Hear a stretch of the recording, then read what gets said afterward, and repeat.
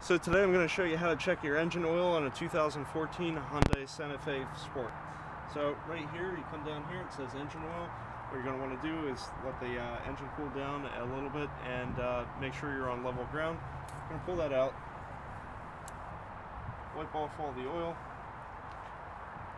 If you notice, if you can see here, there's a low dot and a high dot. The difference between the two is about 1 quart. So we're going to put this back in and see where the oil level is.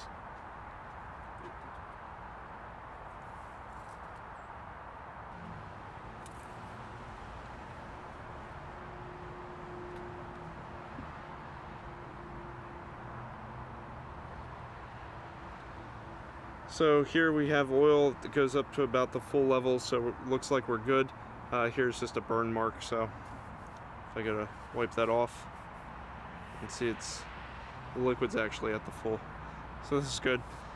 If you did need to add oil for this car, you would just take off your oil cap, which is located here. And then you put in the appropriate oil. If you notice that it says 5W20 motor oil. Alright, thank you for watching. Please subscribe. Have a great day.